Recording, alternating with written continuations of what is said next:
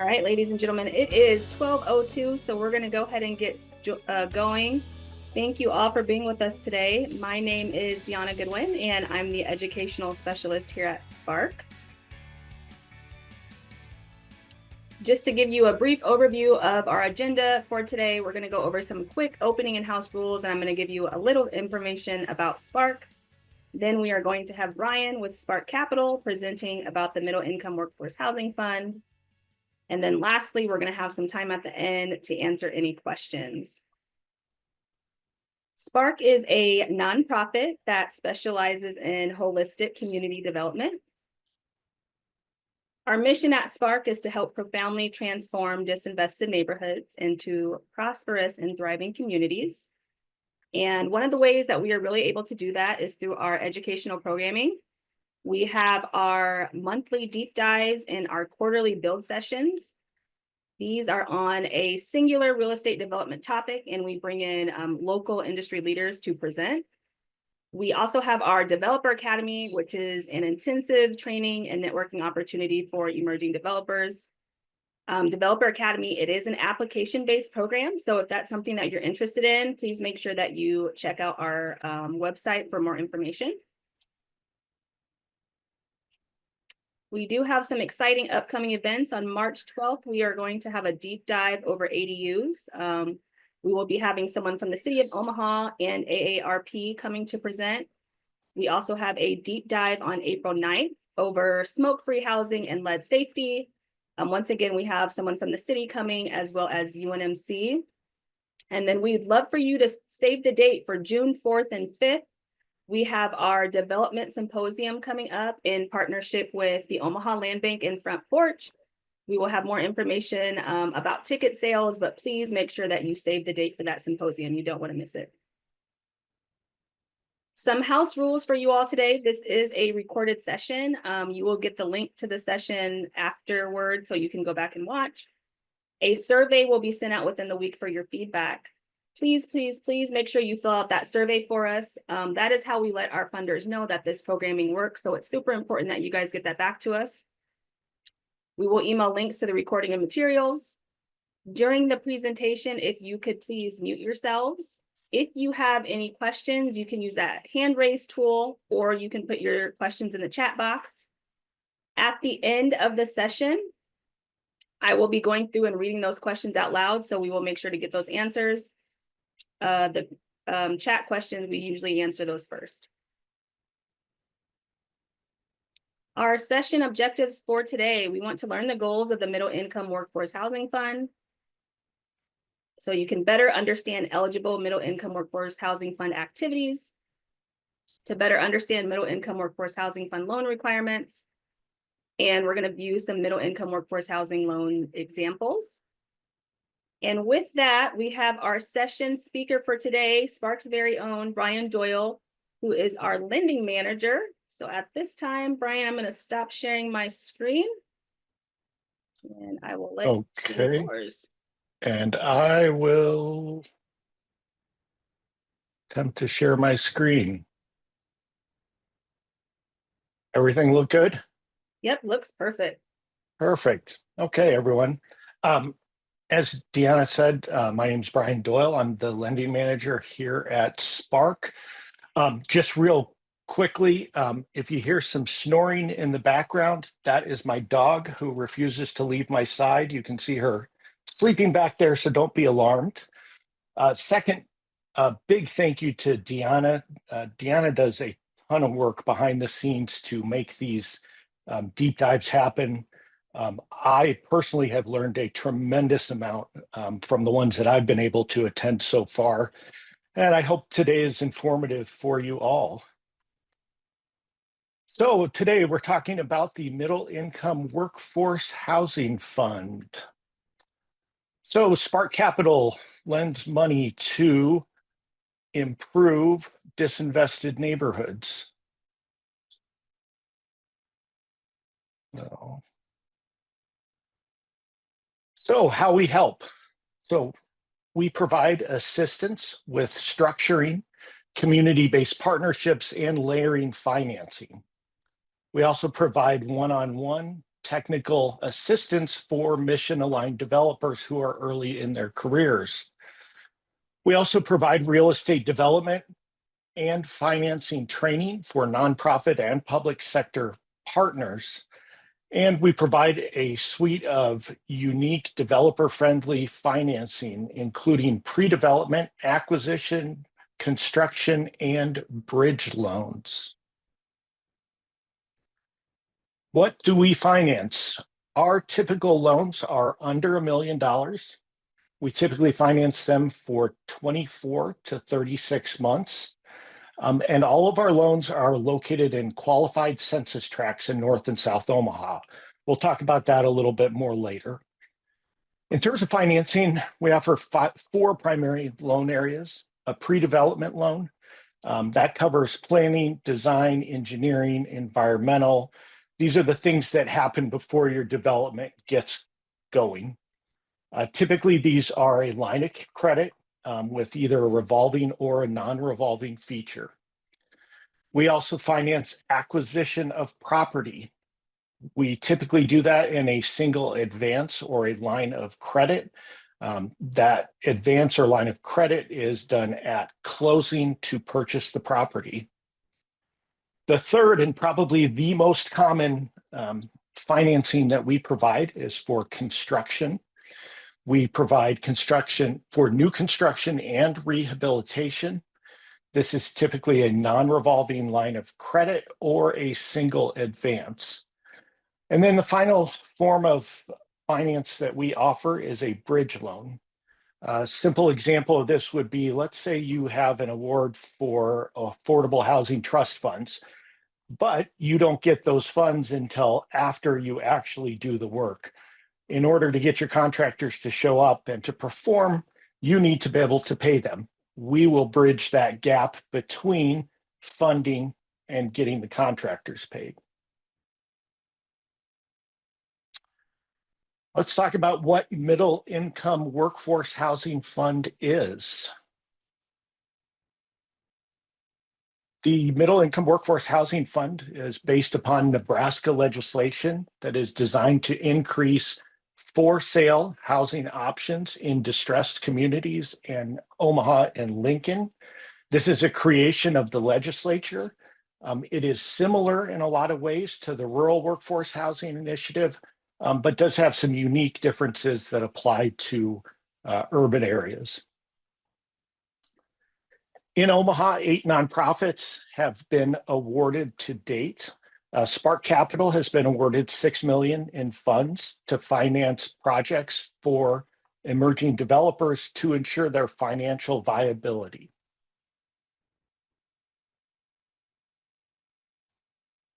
Now, what isn't the Middle Income Workforce Housing Fund? Middle Income Workforce Housing is not a grant. It is a forgiveness program. It is not a lucrative profit maximizing loan product. That's not to say that you can't make some profit in this, but it is a product that is designed to get housing into the market. It's not affordable housing. The very name itself, it's targeted towards workforce.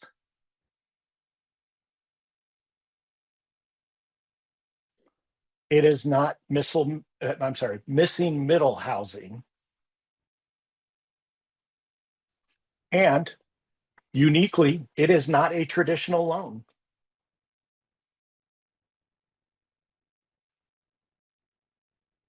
The goals of the Middle Income Workforce Housing is to increase the supply of new or rehabilitated housing. You build or rehabilitate single-family for-sale homes in distressed neighborhoods in Douglas County. The Middle Income Workforce Housing provides an opportunity by subsidizing the cost of construction and reducing barriers for emerging developers who are early in their careers and working on early projects.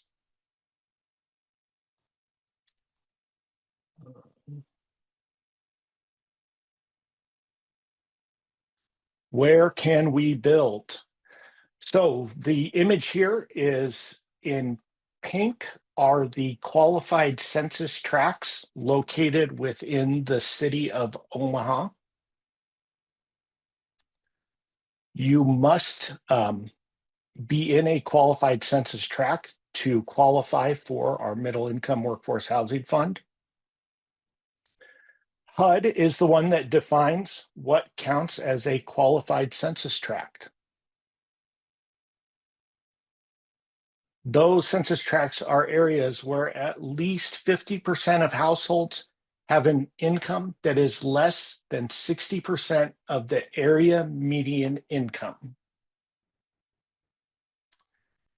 There is a map available for you to use on the HUD's website. I checked it today. It is fortunately still available. And there is a link to that. I'm sure we'll also provide that in any follow-up information so you can go to that website and see what areas are eligible. Who is this program for? This program is for middle income households. We prefer projects that sell to home buyers that are earning less than 150% of the area median income, and the purchaser must live in the property. We are seeking out emerging developers, those who are early in their careers. This might be a first project. It might be something that you've done before. One of the most frequent questions I get is whether or not you need to be a graduate of our Developer Academy, and Developer Academy graduation is not a requirement. However, I would strongly recommend anyone that is interested to apply for our Developer Academy, and also stay updated on our deep dives and other offerings throughout the year. Eligible activities for this loan program. First, building single-family for-sale units with a cost between $155,000 and $330,000 located in Douglas County qualified census tracts. Second eligible activity, rehabilitating uninhabitable single-family for-sale units that will cost between $155,000 and $330,000, and that reflect that 50% of the pre-rehabilitation value is put into the project to restore it. We are interested at Spark in increasing the total supply of housing that is available for the workforce. Ineligible activities. Stacking capital with state or federal to support the project. Ineligible funding streams include the following: funds from the National Housing Trust Fund or the Nebraska Affordable Housing Fund, federal or Nebraska low-income housing tax credits, community development block grant funds, home investment partnership program funds, or American Rescue Plan Act funds. This is a requirement of state law. Second, building and rehabbing rental properties. This is a for sale product only. It's designed again to increase the number of owner occupied housing units in these qualified census tracts. Loan requirements. Projects utilizing this loan may not exceed a construction cost of $330,000. Loan amounts are determined on a case-by-case basis, but we can go up to 95% of the total project cost. Our typical loan lengths are 12 to 24 months with interest-only monthly payments available. We currently have a minimum 4% interest rate. And with this, there is a 1% application fee. The 1% is calculated based on the total amount of your loan. Financial information. Loans can be made for up to 95% of total project costs. This is a substantially higher loan ratio than what you could typically get at a commercial lender. 5% of it must be equity from the developer. We will accept equity in the form of cash or land. So for example, if you have already acquired a lot, you can count the value of that lot as part of your equity.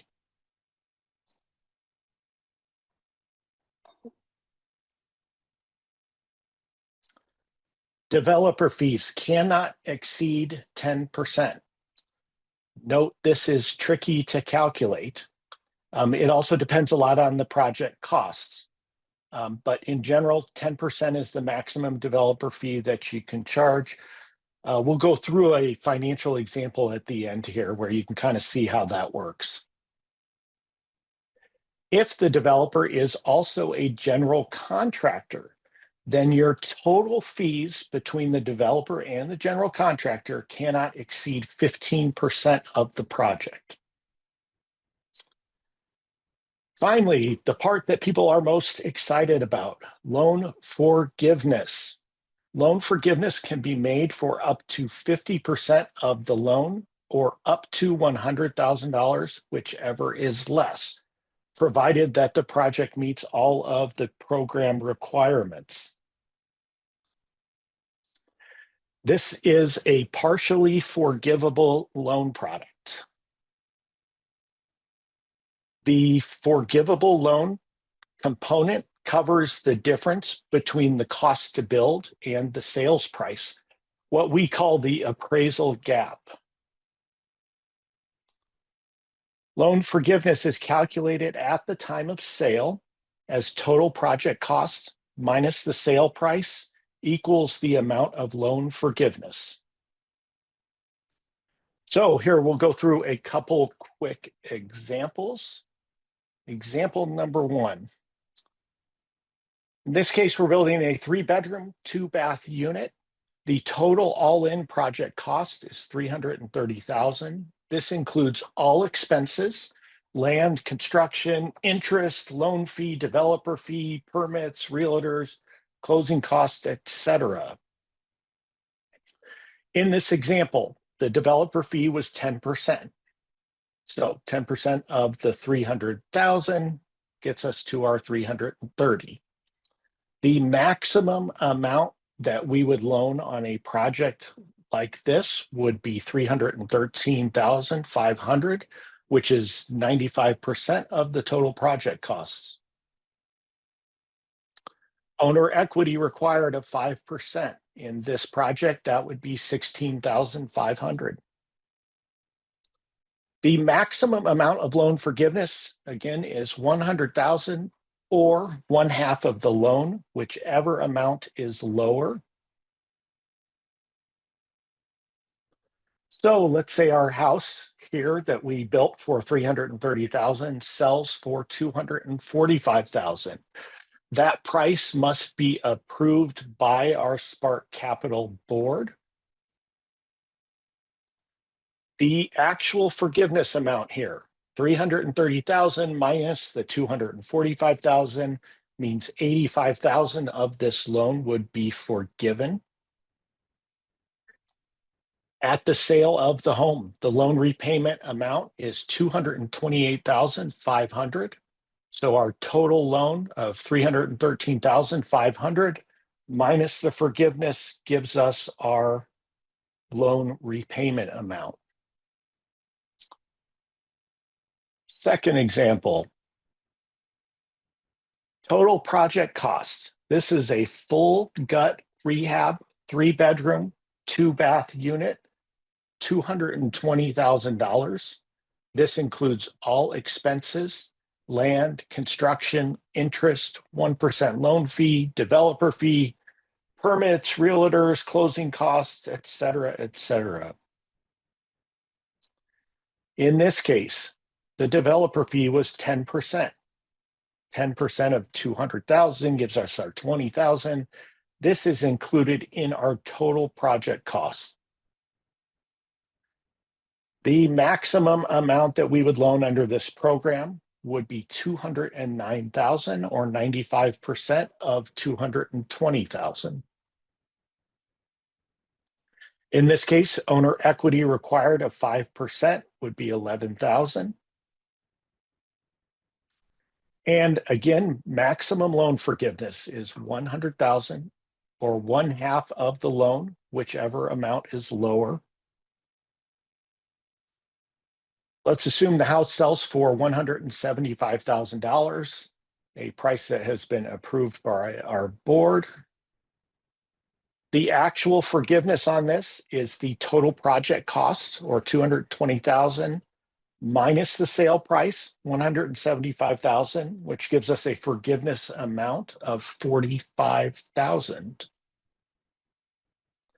At the sale of the house, the loan repayment is 164,000. That's the $209,000 loan minus the 45,000 in actual forgiveness.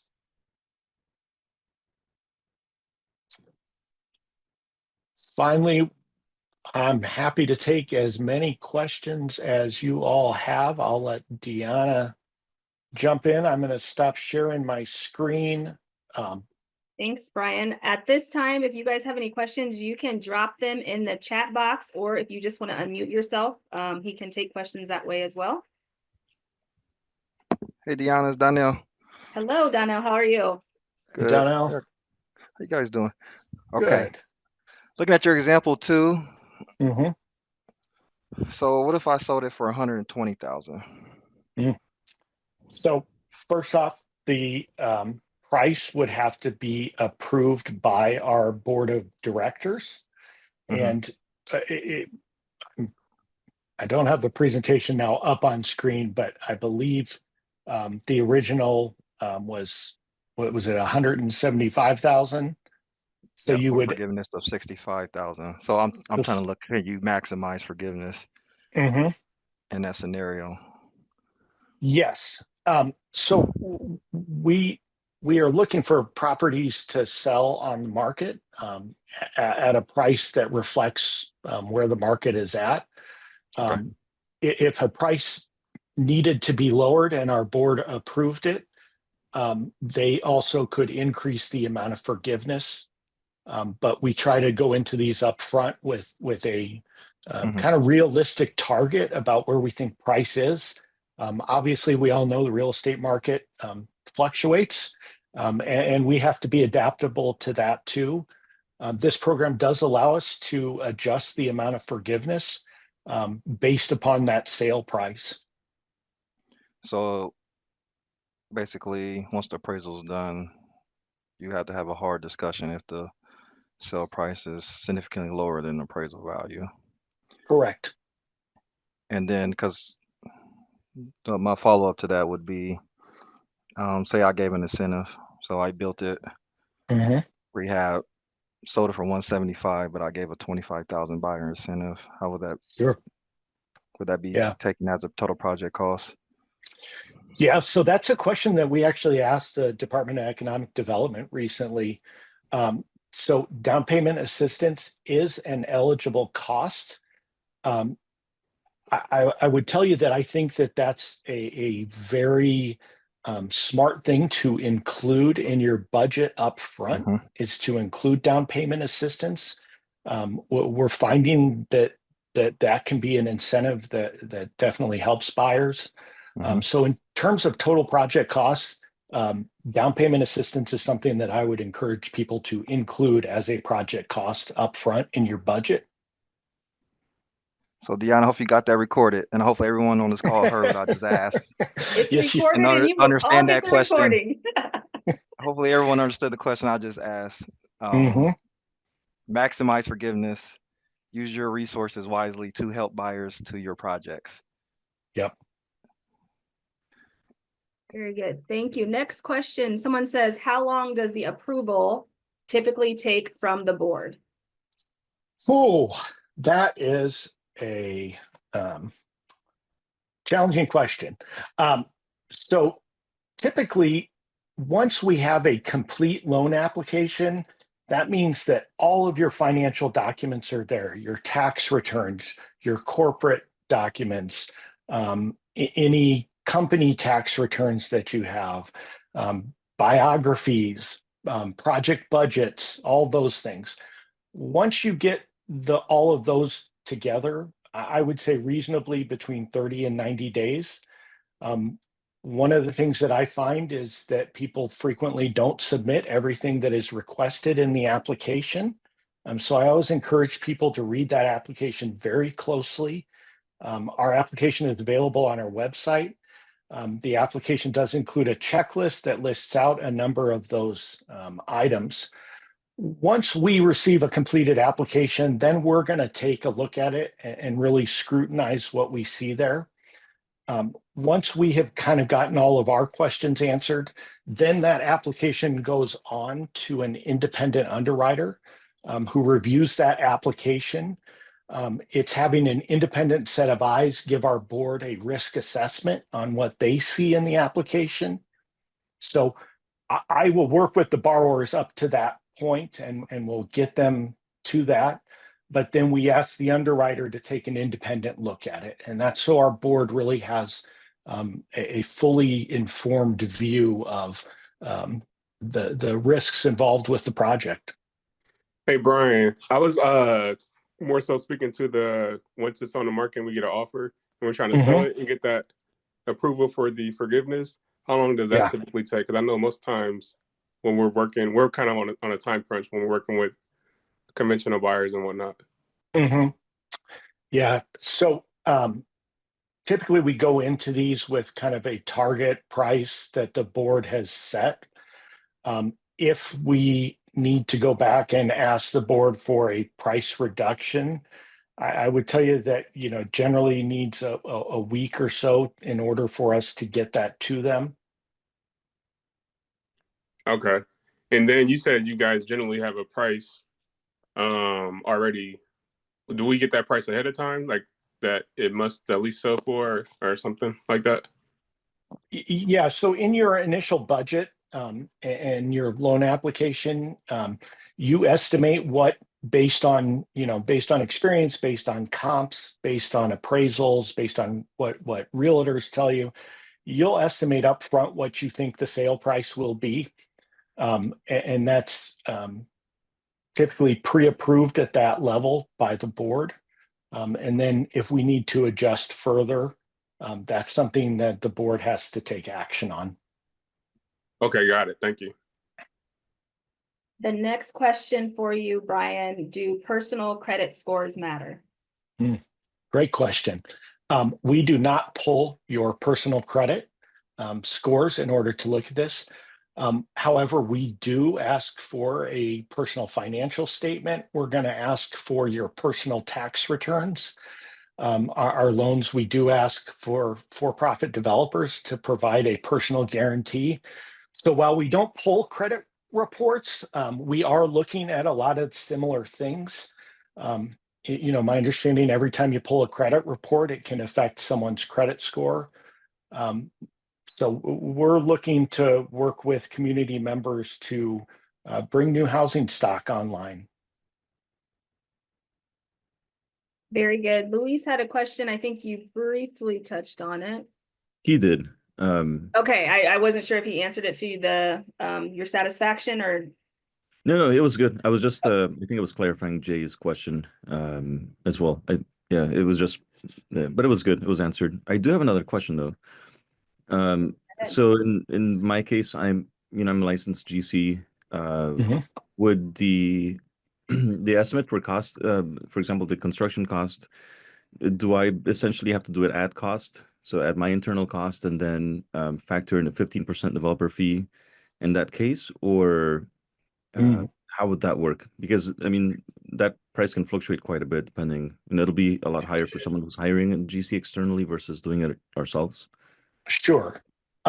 So as a general contractor, I'm going to assume that you are going to go out and subcontract a significant amount of the Correct. work, but Yeah. that you might also have some in-house Yeah, like finished carpentry is probably employees, or whether you're finishing or your employees are finishing them.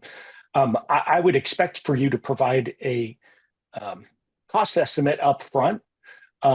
As a business person, I would expect that your cost estimate for performing those services would include overhead, much like your subcontractors would. And then the general contractor fee and the developer fee is just a percentage of your total. We find these projects, they can get expensive quickly, and that can eat into the room that's in there for those fees. So I think, acting as your own general contractor, if you're able to, definitely can reduce your costs, and therefore should give you some room to have a higher general contractor fee. But I'm not expecting for you to come in and say, we're going to do this work that we're performing at our cost only. Okay, awesome. That Thanks answer? for clarifying. Yep, Yeah. yep, that answers the question. Next question, is IDF underwriting or is Spark doing in-house now? Currently, not IDF. I'm blanking on. I can think of the guy's name and I can picture him right now. Grow America. Grow America. Thank you, Angela. So y'all, Currently, so y'all did Grow change America it. does our underwriting. Okay. Are non-conventional home designs welcome? Absolutely. That's a question I actually get quite a bit when people are coming in. Our job is to finance projects and see that new housing gets put in to the marketplace. Part of, I think, moving this forward is going to involve some innovative designs in the future, and maybe some things that we haven't seen or haven't thought of. So I would encourage people to come up with innovative designs. You want something that's going to fit into the neighborhood, but the definition of fit into the neighborhood kind of varies from person to person. So I do think that, new and innovative designs really bring something fresh and has the potential to reduce costs going forward. So I would encourage people to explore more than just traditional 4-square construction. Are duplexes allowed at all, or is it just purely standalone, detached, single-family homes? So duplexes do meet the qualification for a single-family residence. Up to 4 attached units can be single-family. So, for example, you could build, let's say, a townhome project with 4 units.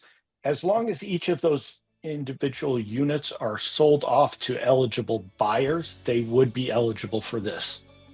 Okay, awesome. Very good. I'm not seeing any other questions in the chat box. Does anyone else have any questions that they would like Brian to answer? Okay, well, please don't forget to take that survey. I will be sending you guys the recording link, the PowerPoint, and some other resources regarding the Middle Income Workforce Housing Fund. Thank you all so much for joining us this afternoon, and we will see you next month at our next deep dive. Bye, everyone. Have a great day.